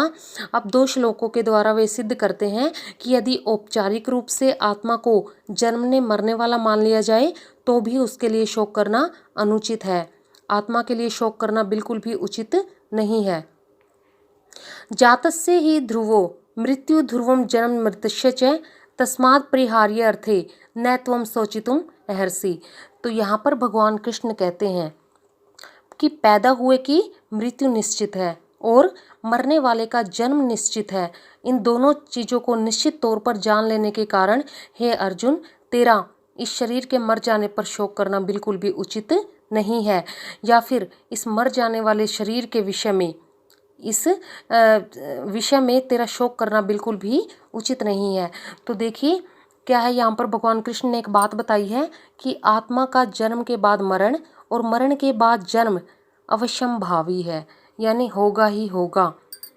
जब तक हम खुद को नहीं जान लेते, आत्मबोध प्राप्त नहीं कर लेते, कर्म बंधन में पड़े हुए हम मनुष्य बार बार जन्म लेते रहते हैं, बार बार से मरते रहते हैं, बार बार से जन्मते रहते हैं। और जिस इंसान को इस तत्व का बोध हो जाता है, यानी पता चल जाता है, उसको परम ज्ञान हो जाता है, सिर्फ वही इंसान मोक्ष को प्राप्त करता है। उसी का जन्म मरण का बंधन छूटता है और उसमें किसी भी प्रकार का हेर फेर या अदल बदल संभव नहीं है। देखिए यहाँ पर भगवान कृष्ण अर्जुन को बताते हैं कि ये जो आत्मा है ये जन्म के बाद मृत्यु यानी नए शरीर में जाती है, शरीर की फिर मृत्यु हो जाती है और मृत्यु के बाद फिर से नया जन्म हो जाता है। और ये जो क्रिया है ये अवश्य ही होने वाली है। इसमें किसी भी प्रकार का हेर फेर, किसी भी प्रकार का बदलाव इसमें संभव नहीं है। हे अर्जुन, तेरे इन सब सगे संबंधियों और सखा साथियों को भी मरने से नहीं रोका जा सकता। यानी जिनके विषय में तू इतना शोक कर रहा है, इतना दुख मना रहा है, हे अर्जुन, उनके विषय में भी तू शोक मत कर, क्योंकि इनको भी मरने से कोई नहीं बचा सकता। ये भी मरेंगे ही मरेंगे। ऐसी स्थिति में तेरा इनकी मृत्यु के भय से शोक करना मूर्खता और निरर्थकता नहीं तो और क्या है। तो यहाँ पर भगवान कृष्ण के कहने का आशय है कि इस आत्मा के लिए शोक करना बिल्कुल भी उचित नहीं है। आगे भगवान कृष्ण कहते हैं, अव्यक्त दानी भूतानी व्यक्त ध्यानी भारत अव्यक्त निधान नेव तत्र का परिवेदना। हे भरत के संतान अर्जुन, प्राणी जन्म से पहले बिना शरीर वाले थे और मरने के बाद भी बिना शरीर वाले होंगे। केवल बीच में ही वर्तमान शरीर वाले प्रतीत होते हैं। तो फिर उस विषय में क्या चिंता करनी। तो यहाँ पर भगवान कृष्ण कहते हैं कि देखो, जन्म से पहले जो हमारा स्वरूप था, यानी हम अपनी आत्मा में स्थित थे, उसके बाद हमारा जन्म हुआ तो हमें ये शरीर मिल गया, और फिर उसके बाद हमारा जो मरण हुआ, उसके बाद फिर हम बिना शरीर वाले थे। तो इस प्रकार ये जो बीच का समय है जिसमें हमें शरीर मिला हुआ प्रतीत होता है, तो ऐसे विषय में तुम्हें चिंता नहीं करनी चाहिए, अर्थात ऐसे विषय के लिए तेरा शोक करना उचित नहीं है। हे भरत के संतान अर्जुन, तू जन्म से पहले भी बिना शरीर का था, मरने के बाद भी बिना शरीर वाला हो जाएगा। तो ये बीच में जो तुझे शरीर मिला हुआ है, उसके विषय में तेरी चिंता करने बिल्कुल भी उचित नहीं है। तो ऊपर यह दिखाया जा चुका है कि आत्मा के लिए शोक करना अनुचित है। अब यहाँ पर भी बतलाते हैं भगवान कृष्ण कि शरीर के लिए भी शोक करना मूर्खता है, यानी शरीर के लिए भी हमें कोई शोक नहीं करना चाहिए, कोई दुख नहीं मनाना चाहिए। सभी जीवों के वर्तमान स्थूल शरीर उनके जन्म से पहले नहीं दिखाई पड़ते थे और न ही वे मृत्यु के बाद दिखाई पड़ने वाले हैं, केवल बीच की अवस्था में ही वे दिखाई पड़ते हैं। इसका अर्थ यह हुआ कि वे अस्थायी हैं। जैसे सोपन की दृष्टि सोपन काल से पहले या पीछे नहीं है, केवल सोपन काल में ही मनुष्य का उसके साथ संबंध सा प्रतीत होता है, वैसे ही स्थूल शरीरों के साथ प्राणियों का संबंध भी कुछ ही काल के लिए होता है। सोपन के सदृश स्थूल शरीर भी अनित्य है, भ्रम है, धोखा है। इसलिए हे अर्जुन, तेरे अपने पथ के, अपने पक्ष के और शत्रु पक्ष के सभी योद्धाओं के शरीरों को कभी न कभी मरना ही पड़ेगा, नष्ट ही होना पड़ेगा। तू चाहे लड़ या मत लड़, इससे कोई अंतर नहीं पड़ने वाला। और जो शरीरों के लिए तू शोक कर रहा है, ये तेरा अज्ञान है। तो यहाँ पर भगवान अर्जुन को यही बात समझाते हैं। यहाँ पर भगवान ने एक दृष्टांत दिया है स्वप्न का। स्वप्न बोलते हैं सपने को। तो स्वप्न की अवस्था कैसे होती है, हम रात को सो जाते हैं, सोने के बाद हम सपना देखते हैं और सपने में हमारे साथ जो भी घटित होता है हम उसको बिल्कुल सच मान लेते हैं। और जब हम सुबह उठते हैं तो हमें, जब सपना बुरा होता है तो हमें बड़ी खुशी होती है कि देखो ये सपना ही था, चलो बीत गया। और जब हमें कोई अच्छा सपना देखते हैं तो, और जब हमारी आँख खुल जाती है तो हम कहते हैं कि देखो आज हमने कितना अच्छा सपना देखा। तो इस बात के पीछे अगर हम इसकी गहराई में जाएं तो हमें एक बात प्रतीत होगी कि जो हमारे सपनों का साक्षी है और जो हमारे चलने फिरने का, खाने पीने का, हर चीज़ का जो साक्षी है, कोई ना कोई तो है इस चीज़ का। क्योंकि अगर देखा जाए, अगर हमें इस चीज़ का पता हो कि सपने में हमें सब कुछ पता होता है अपना, तो जब हम सो जाते हैं और कोई हमें सोते हुए मार डाले तो हमें पता होना चाहिए कि कोई इंसान हमारे पास खड़ा था, वो हमें मार गया। लेकिन ये सब क्या होता है, ये शरीर है, ये शरीर अज्ञानी शरीर है। और इसी कारण से जब हम स्वप्न में चले जाते हैं तो हमारे भाव उसी जैसे रहते हैं जैसे हम जागृत अवस्था में अपने काम करते रहते हैं, और स्वप्न काल में भी हमारे भाव वही रहते हैं। लेकिन स्वप्न का और जागृत अवस्था का जो साक्षी है वो कभी नहीं बदलता, और उसी को भगवान कृष्ण ने आत्मा कहा है। और उसी में जब हम कहते हैं कि परमात्मा सब कुछ जानता है, तो परमात्मा जो हमारे अंदर स्पष्ट हो चुका है कि परमात्मा हमारे अंदर ही है, आत्मा सो परमात्मा का भाव गीता में स्पष्ट हो चुका है। तो परमात्मा हमारे अंदर ही है और हम जो भी कर्म करते हैं वो हमारे अंदर जो जीवात्मा रूप में परमात्मा बैठा हुआ है उसको सभी कुछ प्रतीत हो जाता है, पता चल जाता है। और कर्म बंधन का कारण भी वही बनता है। हम अच्छे कर्म करें या बुरे कर्म करें, हम जन्म बंधन में, कर्म बंधन में हम बंध जाते हैं और हमारा नया जन्म हमें मिल जाता है। अच्छे कर्म करते हैं अच्छा जन्म मिल जाता है, बुरे कर्म करते हैं बुरा, यानी कि हम बुरी योनि में, यानी कि नीची योनि में हम चले जाते हैं। जैसे जीव जंतुओं में, पशु पक्षियों की योनियों में हम चले जाते हैं। स्वप्न के सदृश यहाँ पर जो भगवान ने उदाहरण दिया है वो बिल्कुल यहाँ पर एक्यूरेट यहाँ पर प्रतीत होता है, क्योंकि ये जो हमारी अवस्थाएं हैं, जैसे हमारा जो बचपन है, अगर हम एक दिन का समय भी माने तो सुबह का समय अगर हम अपने बचपन को माने तो दोपहर को हम जवानी कह सकते हैं और रात को हम बुढ़ापा कह सकते हैं और स्वप्न अवस्था को हम मृत्यु कह सकते हैं, जहाँ पर हमें अपने शरीर का बिल्कुल भी पता नहीं होता। लेकिन फिर भी हमारे शरीर में एक ऐसा तत्व है, ऐसा चेतन तत्व मौजूद है जो हमारी जागृत और हमारी स्वप्न अवस्था दोनों को देखता रहता है और उसी को हम साक्षी कहते हैं। तो यहीं पर भगवान ने इस बात को बताया है कि ऐसे शरीर के लिए, जो वर्तमान शरीर के बाद जो शरीर नष्ट हो जाएगा और उससे पहले भी जब हमारा कोई शरीर नहीं था, तो इस बीच वाली अवस्था के लिए अर्जुन तेरा शोक करना बिल्कुल भी उचित नहीं है। तो आगे भगवान कहते हैं, आश्चर्यवत् पश्यति कश्चित् देमाश्चर्य वद वदति तथैव चान्य आश्चर्यवचने मन्ये शृणोति श्रुत्वाप्येन वेद न चैव कश्चित्। तो इस श्लोक के माध्यम से भगवान कृष्ण क्या कहना चाहते हैं कि कोई इस आत्मा को आश्चर्य की भांति देखता है और कोई इसका आश्चर्य की भांति वर्णन करता है, तथा कोई इसे आश्चर्य की तरह सुनता है, परंतु कोई कोई तो इसे सुनकर भी नहीं समझ पाता। तो भगवान ने यहाँ पर कैटेगरी बताई है कि कुछ लोग तो इसको बिल्कुल आश्चर्य की तरह बिल्कुल हैरान हो जाते हैं। जब किसी के सामने आत्मा का जिक्र किया जाता है तो लोगों को हैरानी होती है, क्योंकि वे शरीर को ही सब कुछ मानते हैं और उनको इस आत्मा का बिल्कुल भी पता नहीं है। तो यहाँ पर भगवान कृष्ण कहते हैं कि कोई तो इसे एक अचंभे की तरह देखता है कि ये आत्मा है क्या, और कोई इसका वर्णन करता है एक आश्चर्य की तरह। यानी अगर मैं भी आपके सामने वर्णन कर रही हूँ तो मुझे भी आश्चर्य हो रहा है कि ऐसा कुछ हमारे शरीर में है या नहीं है, और कोई इसे आश्चर्य की तरह सुनता है। यानी आप सुनने वाले हो तो आपको भी आश्चर्य हो रहा होगा इसके विषय में सुनकर, लेकिन कोई कोई तो इसे सुनकर भी समझ नहीं पाता। ये 3-4 कैटेगरी भगवान ने यहाँ पर बताई हैं कि आत्म तत्व अत्यंत दुर्बोध होने के कारण, दुर्बोध क्यों कहा है भगवान ने, क्योंकि ये मुश्किल से समझ में आने वाला है। अत्यंत दुर्बोध होने के कारण उसे समझाने के लिए भगवान ने उपयुक्त श्लोकों के द्वारा भिन्न भिन्न प्रकार से उसके स्वरूप का वर्णन किया है। और वहाँ पर बतलाते हैं कि आत्मा का विषय इतना गहरा, इतना गंभीर, इतना सूक्ष्म, इतना अनुपम, अद्वितीय, अलौकिक है कि साधारण जन तो इसका दर्शन, वर्णन और श्रवण एक विचित्र, अद्भुत और अनन्य चमत्कार के सदृश करते हैं। क्योंकि आत्मा सामान्य रीति से न तो देखा जा सकता है, न बताया जा सकता है और न ही सुना जा सकता है। और ये वास्तव में सच भी है। जिन लोगों ने इस रहस्य को जान लिया, अपने अंदर आत्मबोध को प्राप्त कर लिया, उन्होंने मौन धारण कर लिया, अर्थात कुछ भी कहने के लायक वो नहीं रहे। उन्होंने भी यही कहा कि इस तत्व के बारे में हम नहीं बता सकते।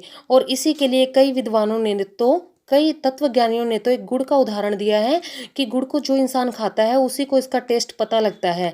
अन्यथा हम गुड़ के बारे में बताए जाएं कि गुड़ ऐसा है वैसा है तो हम दूसरे इंसान को नहीं समझा सकते कि गुड़ कैसा होता है, और जो इंसान इसको खाता है वही इसको समझ पाता है। उसी प्रकार से ये जो आत्मा का तत्व है, जो इंसान इसको जानने की, समझने की कोशिश करता है और जो इसको जान लेता है, सिर्फ उसी को समझ में आने वाला यह तत्व है। बाकी जो दूसरे होते हैं वो इसको अत्यंत दुर्बोध मानकर कई बार तो उसका निरादर भी कर देते हैं, नहीं सुनते, और कई बार सुनी सुनाई बातों पर भी विश्वास नहीं करते हैं।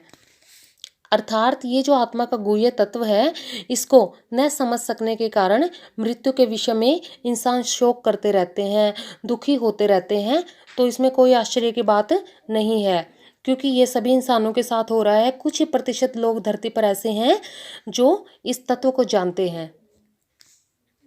आगे कहते हैं भगवान, देहि नित्यम वर्ध्योऽयं देहे सर्वस्य भारत तस्मात् सर्वाणि भूतानि न त्वं शोचितुम अर्हसि। हे भरत की संतान, सब जीवों के शरीरों में स्थित यह आत्मा सदा ही नाश रहित है, इसीलिए सभी प्राणियों के लिए तुझे शोक करना उचित नहीं है। तो यहाँ पर भगवान कहते हैं कि जितने भी शरीर इस दुनिया में हैं, सभी शरीरों में ये जो आत्मा है वो सभी समान रूप से विद्यमान है। ठीक है, समभाव से विद्यमान है, शुद्ध रूप से विद्यमान है, एकत्व के साथ विद्यमान है। तो इसके लिए तेरा शोक करना बिल्कुल भी उचित नहीं है। और अर्जुन को वो युद्ध के लिए प्रोत्साहित कर रहे हैं और उन्होंने कहा है कि तुम्हें धर्म के अनुसार शोक नहीं करना चाहिए, ना ही तुम्हें संकोच करना चाहिए युद्ध के लिए, क्योंकि क्षत्रिय के लिए धर्मयुक्त युद्ध से बढ़कर कोई भी दूसरा कल्याणकारी कार्य नहीं है। यानी तेरा धर्म क्षत्रिय का है और तुझे अपने क्षत्रिय धर्म का ही पालन यहाँ पर करना चाहिए। तो आगे भगवान कहते हैं, यत्रि छाया चौपन्नम स्वर्गद्वारम पावृतम सुखिनः क्षत्रियाः पार्थ लभन्ते युद्धम अदर्शितम। हे अर्जुन, अपने आप प्राप्त हुए और खुले हुए स्वर्ग के द्वार रूप ऐसे युद्ध को भाग्यशाली क्षत्रिय ही प्राप्त करते हैं। वो अर्जुन को सौभाग्यशाली मानते हैं कि ऐसे धर्म युद्ध उनको करने का मौका मिला है और अर्जुन को कहते हैं कि यह युद्ध उसे अपने आप ही प्राप्त हुआ है, क्योंकि उन्होंने तो युद्ध करना चाहा नहीं था। तो इसीलिए ये युद्ध तो दुर्योधन ने उनके ऊपर थोपा है, इसीलिए अपनी इच्छा के विरुद्ध भी पांडवों को तो बाध्य होकर ही युद्ध करना पड़ रहा है। इसीलिए अपने कर्तव्य की रक्षा के लिए अगर तुम इस धर्म युद्ध को करोगे तो तुम सीधे स्वर्ग को जाओगे मरने के बाद। ठीक है, तो तुम्हारे लिए तो ये स्वर्ग का रास्ता खुला हुआ है। आगे भगवान कहते हैं, अथ चेतम मिमम धर्म्यम संग्रामम न कृष्यसि ततः सर्वधर्म कीर्ति च हित्वा पापम वाप्स्यसि। तो यहाँ पर भगवान कहते हैं कि यदि हे अर्जुन तू इस धर्म युद्ध को नहीं करेगा तो अपने धर्म और यश को खोकर पाप को प्राप्त हो जाएगा। यानी अब मैंने तुमसे आत्मा का रहस्य कह दिया है अर्जुन, अगर तू फिर भी इन शरीरों के मोह में पड़कर इस युद्ध को नहीं करेगा तो तुझे पाप लगेगा, तुझे धर्म और यश को खोकर। यानी तू अपने धर्म को भी खो देगा, क्षत्रिय धर्म को, और तू अपने जो कीर्ति तूने कमाई है, यश तूने प्राप्त किया है, सभी लोग उसको कायरता समझेंगे और उसको भी तू गंवा देगा और उसके बाद पाप का भागी बन जाएगा। आगे भगवान कहते हैं, अकीर्ति चापे भूतानि कथमिष्यन्ति ते व्यायाम संभावितस्य चा कीर्तिम मरणादितिर उच्यते। यहाँ पर भगवान कहते हैं कि तथा लोग तेरी कभी न नष्ट होने वाली निंदा भी करेंगे। निंदा का मतलब होता है बुराई। भगवान कहते हैं कि बहुत समय तक तेरी कभी न नष्ट होने वाले लोग यहाँ पर बुराई भी करेंगे और एक जो प्रतिष्ठित इंसान होता है उसके लिए जो बुराई होती है वो मौत से भी बढ़कर होती है। यानी तो बहुत सम्मानित है इस जगत के द्वारा, इस दुनिया के द्वारा। बाद में वही जो प्रशंसा करने वाले मुंह तुम्हारी बुराई करेंगे तो तुम्हारे लिए वो मौत से भी बढ़कर हो जाएगा। वो स्थिति तुम बर्दाश्त कैसे कर पाओगे? इसीलिए हे अर्जुन तुम युद्ध करो। भयाद्रणाद्रुप्तम मंशते त्वाम महारथाः येषां च त्वं बहुमतो भूत्वा यास्यसि लाघवम्। यहाँ पर भगवान कहते हैं कि दोनों पक्षों के वीर योद्धा तुझे डर के कारण युद्ध से हटा हुआ समझेंगे और जिनके द्वारा तू बहुत सम्मानित है उनके सामने भी तू बहुत छोटा बन जाएगा। अर्थात जिनकी दृष्टि में तू बहुत चढ़ा हुआ है कि अर्जुन इतना वीर है, इतना बड़ा धनुर्धारी है, उनकी नज़रों से भी तू गिर जाएगा। अवाच्य वादांश बहुन वदिष्यन्ति तवाहिता निंदस्तत्वम सामर्थ्यम ततो दुक्तरम नु किम। तो यहाँ पर भगवान कहते हैं, और तेरे वैरी यानी तेरे दुश्मन तेरी वीरता की बुराई करते हुए बहुत सी न कहने योग्य बातों को कहेंगे, तब तुझे कितना ज़्यादा दुख होगा। तो यहाँ पर भगवान कहते हैं कि तेरे वैरी तेरे दुश्मन तेरी वीरता की बुराई करेंगे कि अर्जुन तो कायर निकला, अर्जुन को तुम बड़ा वीर समझते थे लेकिन इसने तो युद्ध से पलायन करके एक कायरता का काम किया है। क्या तू इन बातों को सहन कर पाएगा? आगे कहते हैं भगवान, हतो वा प्राप्स्यसि स्वर्गम जित्वा वा भोक्ष्यसे महिम तस्माद् उत्तिष्ठम कौन्तेय युद्धाय कृत निश्चय है। यहाँ पर अर्जुन से कहते हैं भगवान कि युद्ध में मारा गया, यदि तू युद्ध में मारा गया तो स्वर्ग को प्राप्त करेगा, अथवा जीत गया, ठीक है, जीत गया तो तू पृथ्वी का राज्य भोगेगा। इसलिए है अर्जुन, तो दोनों ही स्थितियों में दोनों ही हाथों में लड्डू हैं और खड़ा होकर निश्चित दृढ़ निश्चय करके अब तो युद्ध के लिए खड़ा हो जा। कृष्ण के कहने का आशय यह है कि हे अर्जुन, तेरे तो दोनों हाथों में लड्डू हैं। यदि युद्ध में मारा गया तो स्वर्ग मिलेगा, क्योंकि तूने अपने क्षत्रिय धर्म का पालन किया है और धर्म के लिए युद्ध किया है, इसीलिए तुझे स्वर्ग जरूर मिलेगा। और अगर तू जीत गया तो तुझे पृथ्वी का राज्य मिलेगा। यानी दोनों ही हाथों में लड्डू हैं, इसीलिए संकोच छोड़कर लंगर लंगोट कसकर युद्ध के लिए खड़ा हो जा, क्योंकि हर स्थिति में तेरा कल्याण युद्ध में ही है, अर्थात युद्ध करने में ही तेरा कल्याण है। आगे भगवान कहते हैं, सुख दुखे समय कृत्वा लाभा लाभौ जया जयौ ततो युद्धाय युज्यस्व नैवम पाप वापशसी। तो यहाँ पर भगवान कहते हैं कि सुख दुख लाभ हानि जय पराजय को समान समझकर युद्ध के लिए तैयार हो जा। इस प्रकार युद्ध करने से तुम पाप को प्राप्त नहीं हो पाओगे। अर्जुन से कहते हैं कि सुख दुख यानी जीवन में सुख आए चाहे दुख आए, लाभ आए चाहे हानि आए, जय आए या फिर पराजय आए, इन सबको तू समान समझ और युद्ध के लिए तैयार हो जा। इस प्रकार अगर तू सोच करके युद्ध करेगा तो तुझे किसी भी प्रकार से कोई भी पाप नहीं लगेगा। पिछले श्लोक में भगवान ने युद्ध का फल, स्वर्ग प्राप्ति और समूचे लोगों का राज्य सुख बताया है, किंतु अर्जुन तो पहले स्पष्ट कह चुका है कि इस लोक में उसे राज्य की बात ही क्या, वह तीनों लोकों का राज्य मिल जाए तो भी युद्ध नहीं करेगा। तो ऐसी स्थिति में उसे किस प्रकार युद्ध करना चाहिए ताकि वह पाप से बच सके, वह उपाय भगवान इस श्लोक में कहते हैं कि युद्ध में होने वाले विभिन्न अनुभव जैसे कि सुख दुख लाभ हानि हार जीत सभी को एक जैसा मान ले, फिर तुझे कोई भी पाप नहीं लगेगा। यानी जो तेरे अंदर जो कर्तापन का भाव है कि तू करने वाला है, उसको निकाल दे और सब स्थितियों को समान समझकर सिर्फ अपने कर्तव्य का पालन कर, उसके बाद तुझे कोई भी पाप नहीं लगेगा। आगे भगवान कहते हैं, एषा ते अभिहिता सांख्ये बुद्धिर योगे त्विमाम शृणु बुद्धया युक्तो यया पार्थ कर्म बंधन प्रयाससी। हे अर्जुन, यह संबुद्धि तेरे लिए ज्ञान योग के विषय में कही गई है। भगवान को प्राप्त करने के 3 रास्ते बताए गए हैं, ज्ञान योग, कर्म योग और भक्ति योग। यहाँ पर भगवान अर्जुन को ज्ञान योग के बारे में बता रहे हैं और कहते हैं कि तू इसी को कर्म योग के विषय में सुन, और जिस बुद्धि से युक्त हुआ तू कर्मों के बंधन को पूरी तरह से फिर छोड़ देगा। यानी कहते हैं कि तू कर्म भी कर, लेकिन इस ज्ञान को अपने अंदर रख कि आत्मा अमर है और शरीर नाशवान है, फिर तू इस कर्मों के बंधन को पूरी तरह से छोड़ देगा।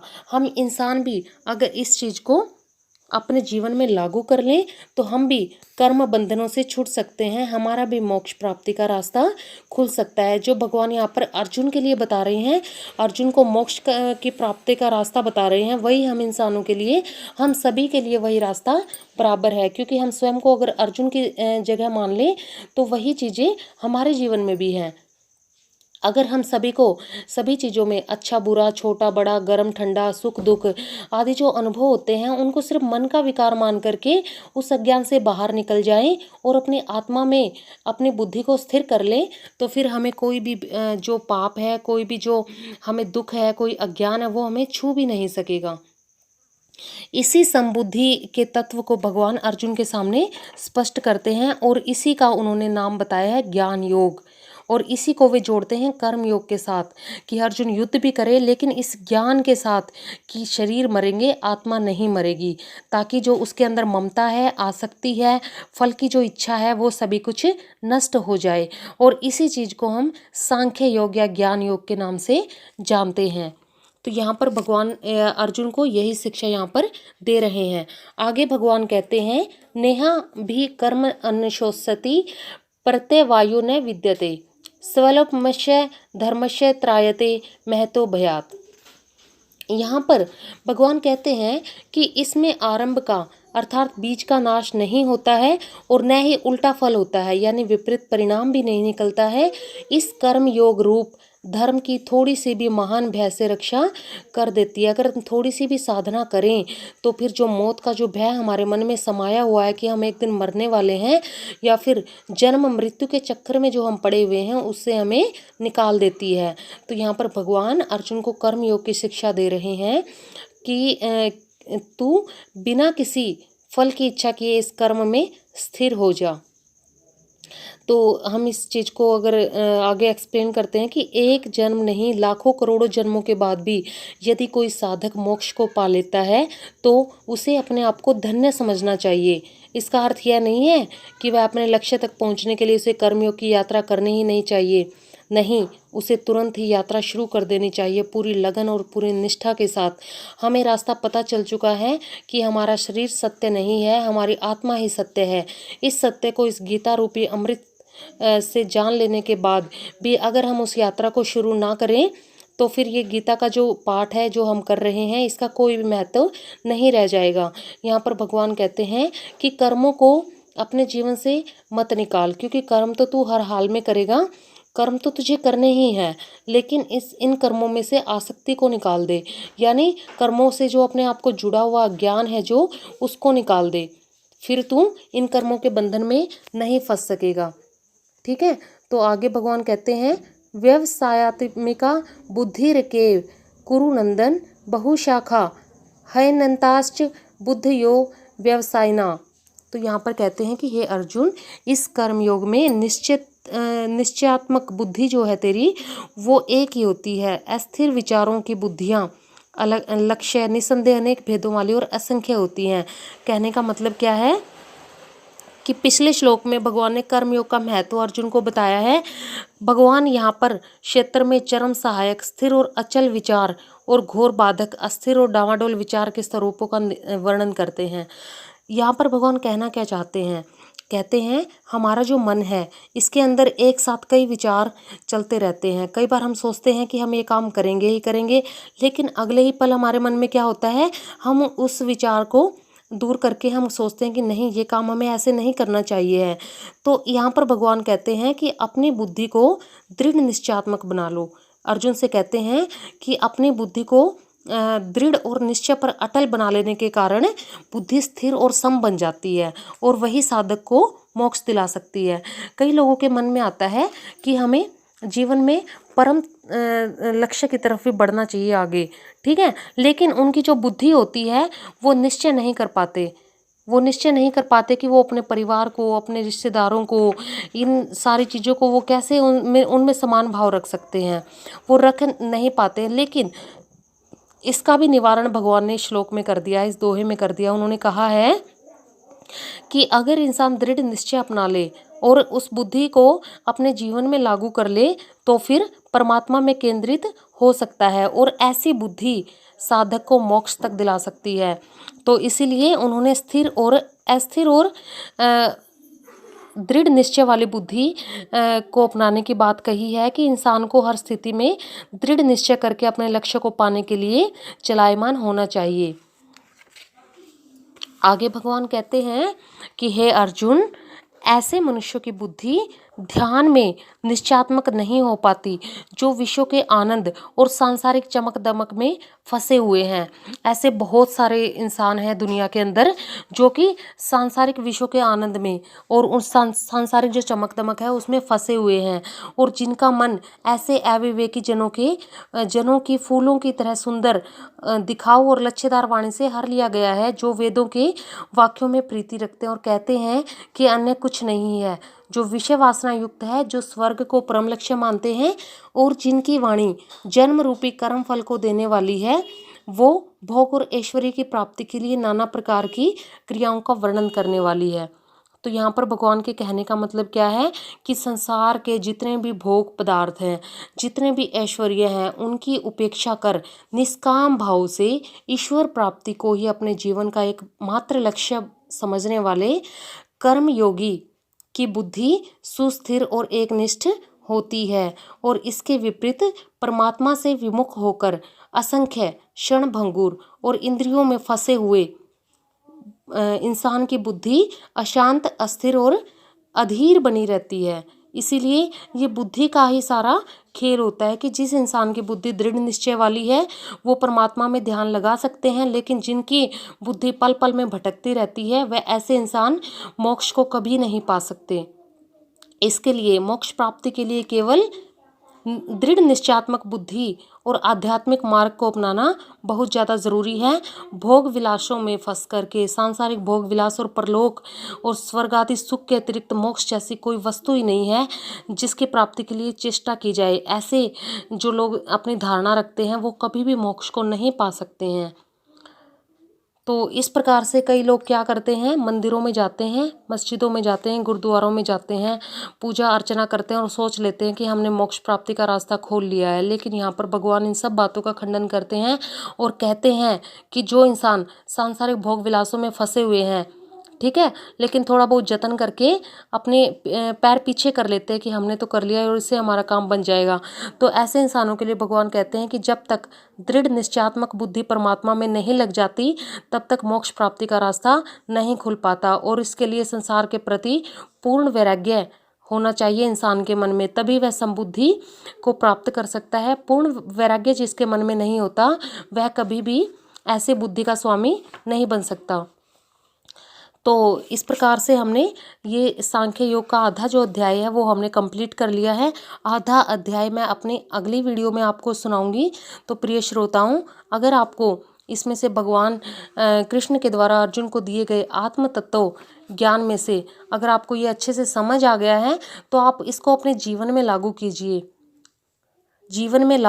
और भगवान कृष्ण द्वारा कही गई बातों को फॉलो कीजिए।